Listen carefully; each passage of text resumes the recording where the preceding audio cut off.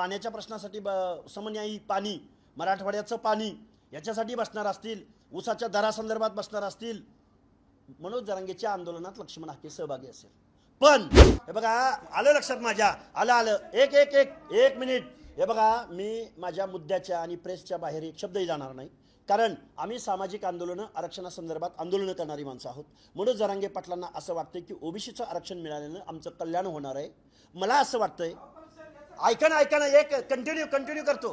हे बघा, ओबीसीच्या लोकांना असं वाटतंय की मनोज जरांगेच्या मागणी मान्य झाली तर ओबीसी संपणार आहे. आपण हे आरक्षणाचं 2 मिनिटं बाजूला ठेवू. इथं न्यायालय आहे, सर्वोच्च न्यायालय आहे, इथले आयोग आहेत, इथलं शासन आहे, त्याच्यावर थोडा आपण विश्वास ठेवू. जरांगे लढणारा माणूस आहे. जरांगेनी जर शेतकऱ्याच्या प्रश्नावर, मराठवाड्याच्या अनुशेषाच्या प्रश्नावर, पाण्याच्या योजनांच्या प्रश्नावर जर आंदोलन केलं तर हा लक्ष्मण हाके जरांगेंच्या आंदोलनात सहभागी व्हायला तयार आहे. पटतंय का तुम्हाला?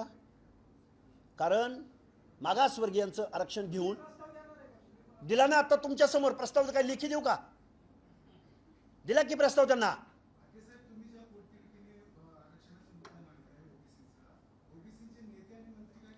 त्यांना राजकारण करू द्या ना बिचाऱ्यांना. संघर्ष करणार आहे आम्ही.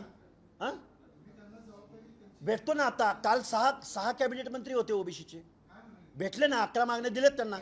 येईल ना उत्तर. तुम्हाला राजकारण खुशाल तुम्ही राजकारण करा. आम्ही संघर्ष करत आहोत, आम्ही लढत आहोत, आम्ही भिडत आहोत. आम्ही सामाजिक बोललो नाही मी. सोशल जस्टिस साठी रिझर्वेशन आहे.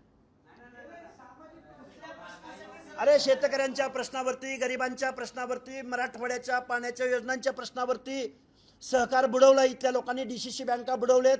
यांच्या कायद्यानं वसुल्या करा सगळ्यांच्या.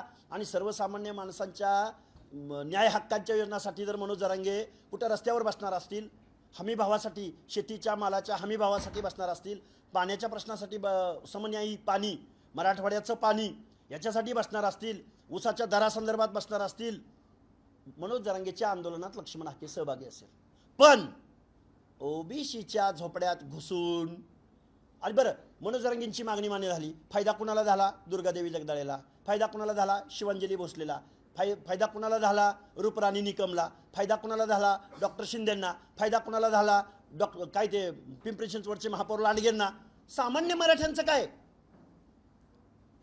आणि हे परत राजकीय पुढारी हे मनोज जरांगेंच्या तोंडून बेकायदा कामं करून घेत आहेत. बेकायदा ओबीसीच्या अनाथ माती घालवत आहेत.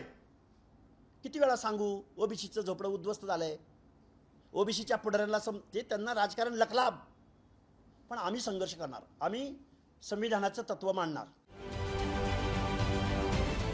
महाराष्ट्रातील सर्व बातम्यांचे विश्वासार्ह व्यासपीठ. सकाळच्या सर्व सोशल मीडिया प्लॅटफॉर्मला लाईक, फॉलो आणि सबस्क्राईब करा. तसंच सर्व नोटिफिकेशनसाठी बेल आयकॉन प्रेस करायला विसरू नका.